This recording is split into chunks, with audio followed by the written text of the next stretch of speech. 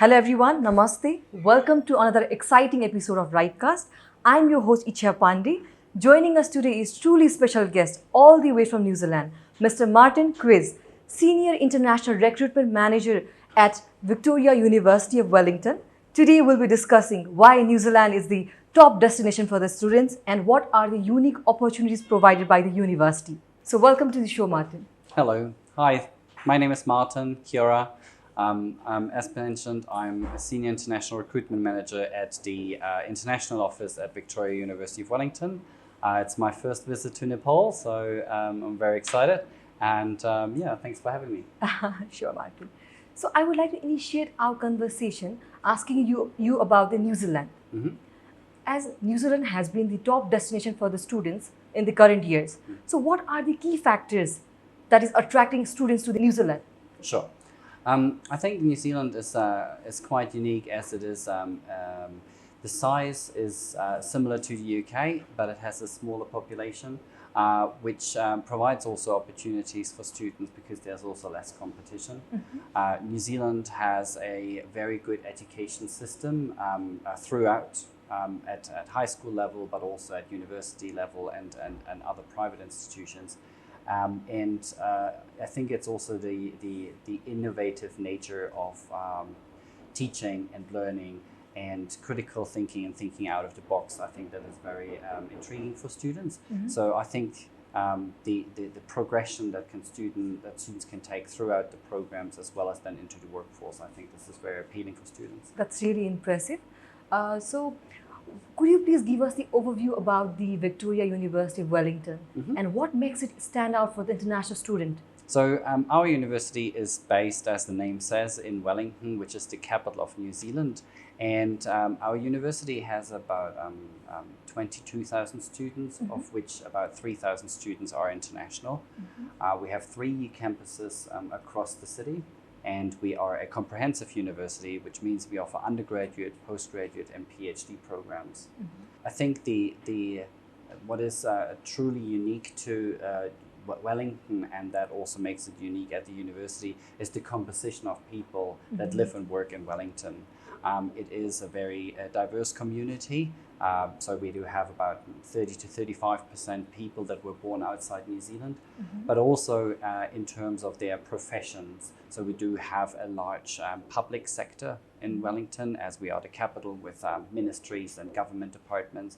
But we also have a very large creative industry in Wellington, mm-hmm. A sizable movie scene, as well as architecture and design studios. And we also have a corporate world in Wellington. And those very different kind of sectors working and living together in Wellington, mm-hmm. I think this is also reflected on campus and provides interesting opportunities for students. Mm-hmm. That's great. 23,000 numbers of students, like too much, no? No, I think we can host a few more.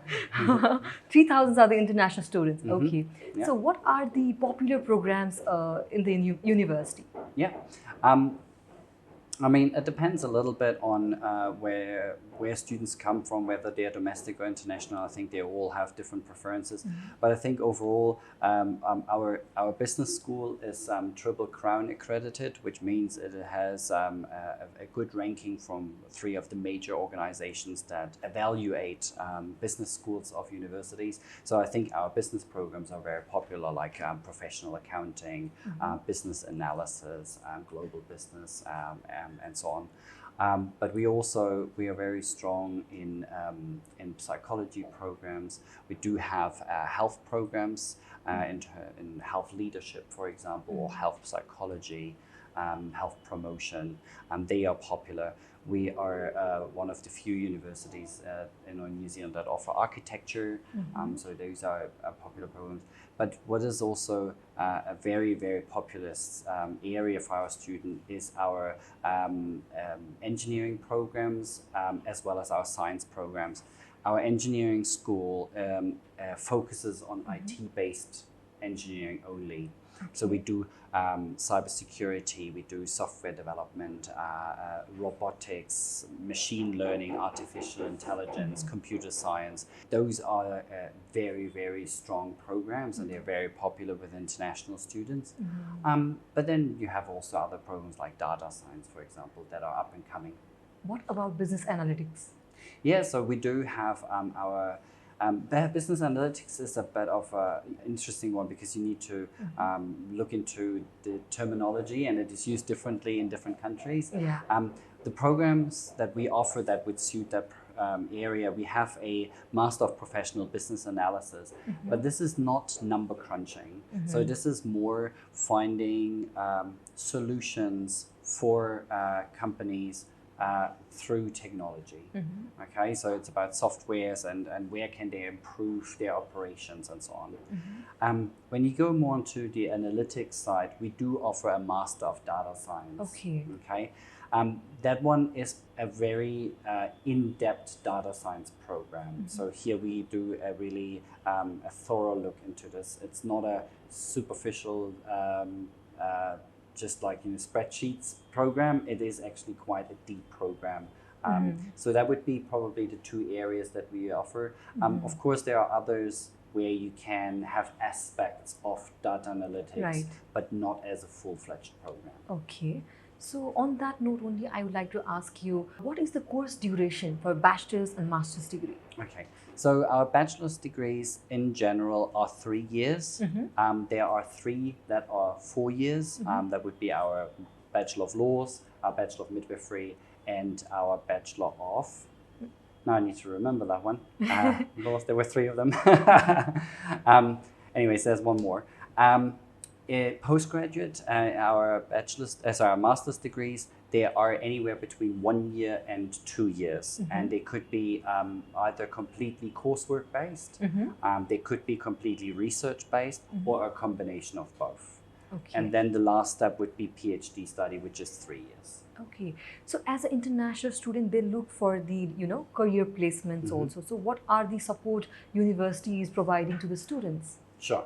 So we do have a careers team, and their offers or their services are free of charge.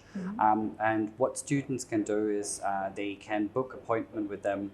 They help them with job applications. They help them with CV writing. They help them with interview skill training. But they also organize career expos on campus where they bring industry on campus, and then students can meet with them. Hopefully it sparks a good conversation, and that leads to employment. And they also help with LinkedIn profiles and all those things that help you to stand out from the crowd and to make yourself visible to potential employers. And that service is available for students for 3 years after they have graduated. So let's say you have a student that graduates from our university, goes into a 1-year contract work. After that year is finished, students can come back to us. They can repolish their CV. They can get another industry contract, and that's all free of charge. That's quite impressive what university is doing for students. Yeah. So moving forward, I would like to ask you about the post-study work visa. So what is the duration for the bachelor's and master's students? Okay, so at bachelor's level, it's generally speaking, it would be 3 years. If students complete the entire bachelor's degree, then it's a 3 years post-study work visa. If students do a master or a PhD program, then it's always 3 years. Okay. So, and this is an open work visa, which means students can pick up any job to support themselves while they're looking for a job that is relevant to their field of study. Okay, that's great. So does university provide accommodation facilities also? Yes, we do. So students have kind of 3 options to choose from. We do offer to arrange homestay. Not the most popular option, but if students would like to stay with a New Zealand family, then we are very happy to arrange that. Okay. There's of course private accommodation. We do give some guidance on where to start looking, but the students would ultimately need to book those accommodation themselves. And then we have our halls of residence, which are our own halls. We have 13 of them.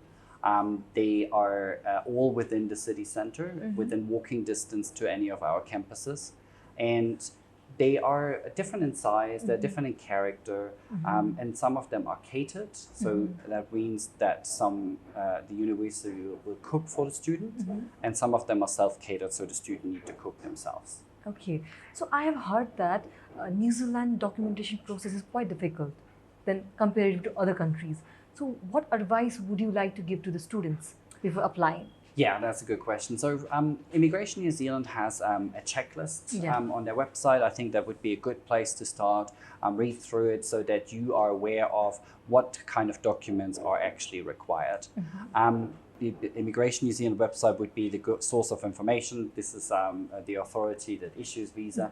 But then also, of course, with the help of our partners in the market, there's a lot of expertise, so they can always come to you, and ask questions about, the financial documents. What is it that I need to provide? How long must the statement be, and so on and so forth. So, and I think starting early is probably always a good idea, because sometimes students might be surprised how long it takes to obtain this document or getting that signature or something. So I think starting early is always a good idea. Planning is really important before applying. Absolutely. Okay. So as many students are aspiring to go to study abroad, so what advice would you like to give to the students?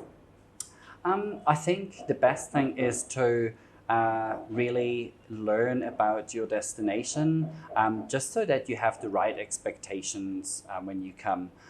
Because sometimes you don't know much about a country, or you learn something about a country through a movie, which may or may not shows you the reality. So I think it's always good to get a bit of an idea of what is the place like, and maybe also think about things that are not so obvious. For example, what is the distance between campuses? Exactly. I think sometimes students might be surprised, oh, this is actually quite far from each other. Or, hey, like in our case, you can actually walk between the campuses. So I think this is good to learn.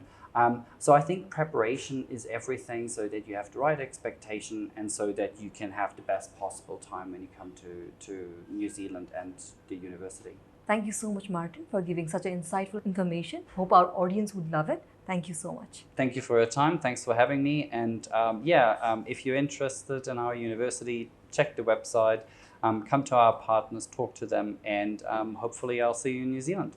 Thank you.